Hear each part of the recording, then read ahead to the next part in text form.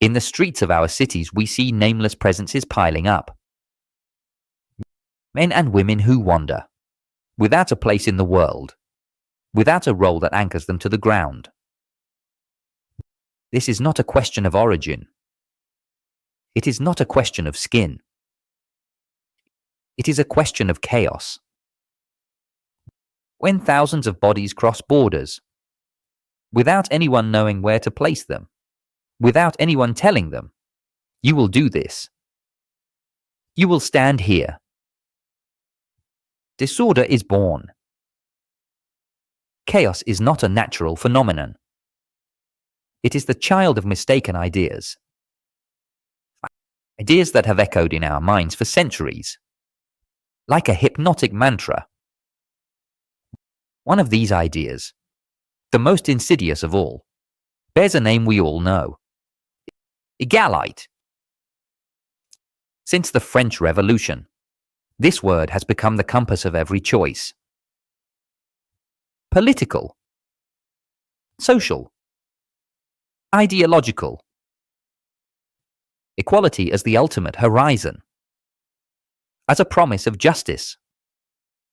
But let us look one another in the eye. Are we truly equal? When you walk down the street, when you meet the gaze of a stranger, do you see yourself? No, you see a different face. A different story. Hands that have done things yours have never done. Every human being is unique. Every human being is different. The aristocratic man, the one who has learned to look at reality without the lenses of ideology, keeps this word firmly in mind. Difference. Not as a slogan, not as a banner to wave, but as a fact, as a truth that pulses in the blood of the world. You are different from me. I am different from you. We share the same dignity at heart. Yes, that is undeniable. But outwardly, in the world, our capacities are not the same. There are those who can build houses, and those who can compose symphonies. There are those who can lead armies, and those who can cultivate roses. There are those born with strength in their muscles, and those born with light in their eyes. From this difference, like a seed cast into the soil, something inevitable takes root. Hierarchy. Hierarchy. A taboo word. The moment you utter it, brows furrow, gazes harden. You are labelled at once. Patriarchal. Oppressive. Evil. And yet, every human society is founded upon hierarchy.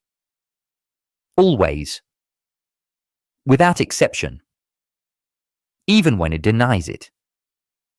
Even when it disguises it beneath proclamations of equality. Think of the communist countries. There, everyone was, on paper, equal. Comrades. Brothers. But who ruled? Who decided who was sent to the gulags?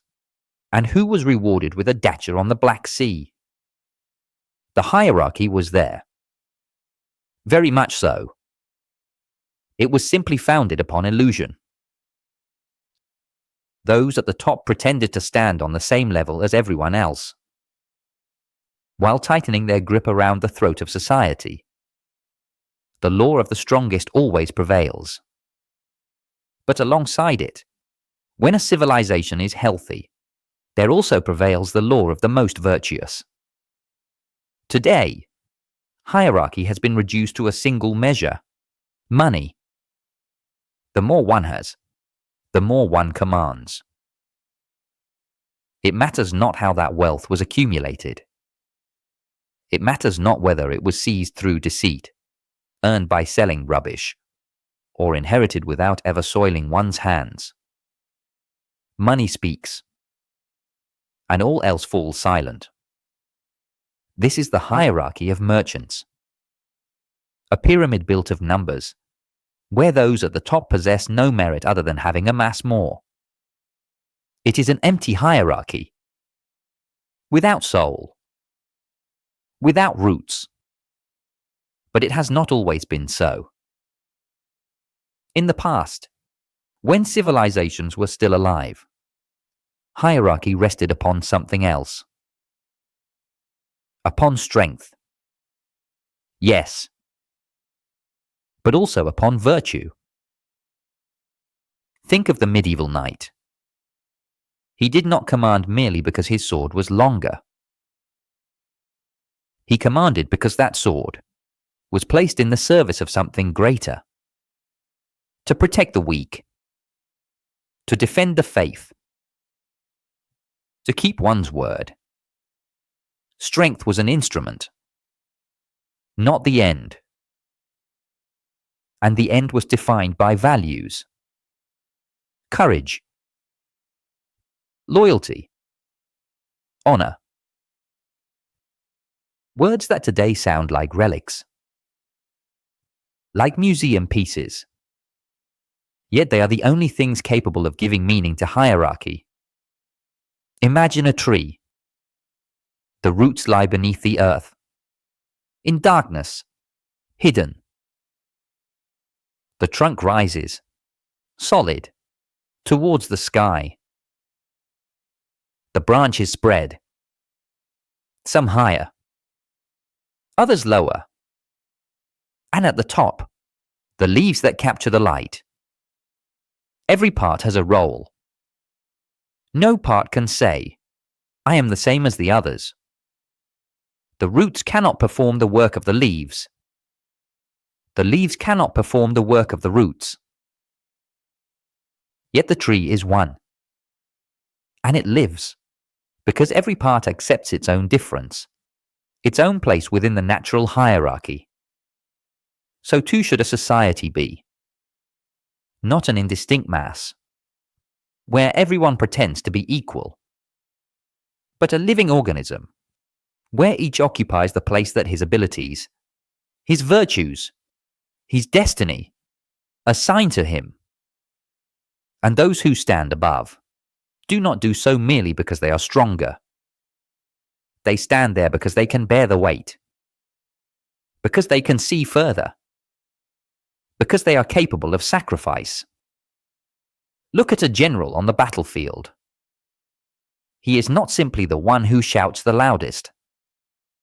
He is the one who has studied the maps, who has anticipated the enemy's moves, who knows when to order the attack, and when to order the retreat. He is the one who, if necessary, remains the last to leave the field. His authority does not derive from the rank on his uniform. It derives from the capacity to lead, and from the willingness to serve. Or consider a master craftsman. He has spent decades refining his craft. He knows wood, stone, metal, as a lover knows the body of his beloved. When a young apprentice enters the workshop, he cannot presume to be equal to the master. He must learn. He must obey. He must accept hierarchy, not as oppression, but as the transmission of wisdom. The master does not command in order to humiliate. He commands because he knows. And knowledge, in a healthy civilization, generates authority. But today, what remains of all this?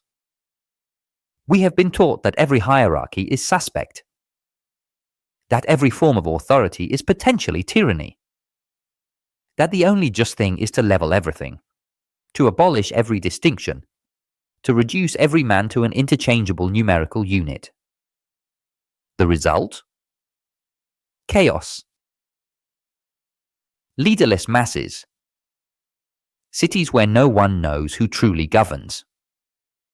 Young people who recognize no masters, because no one dares to call himself one.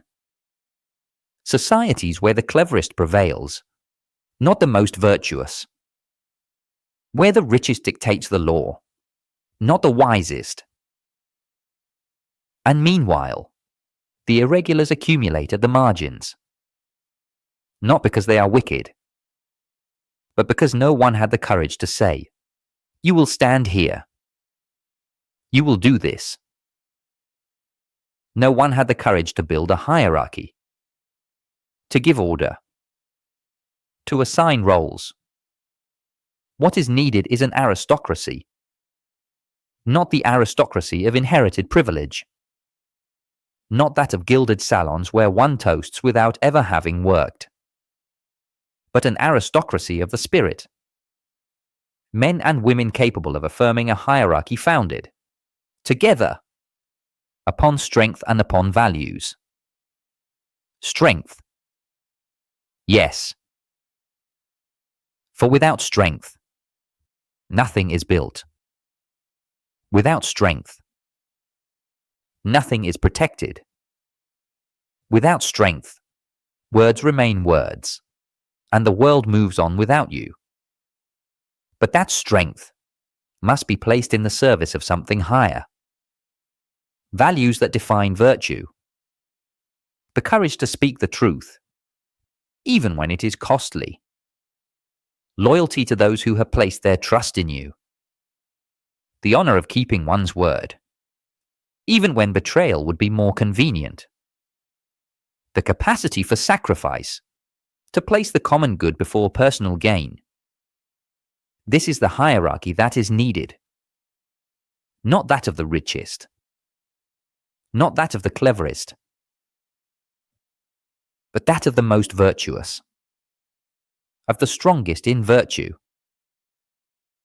And when this hierarchy returns, when there is once again someone capable of saying, "I lead, because I know how to lead," then chaos will begin to retreat.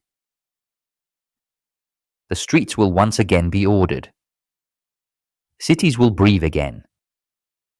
And every man, different from the others, will find his place in the world. Not equal, but united. Not leveled downwards, but harmonious. Like the parts of a body. Like the branches of a tree. Like the notes of a symphony. For difference, embraced and ordered by hierarchy, is not division. It is beauty. It is life. It is the way the world has always functioned. And he who has the courage to say it, he who has the courage to embody it, that one is the aristocrat.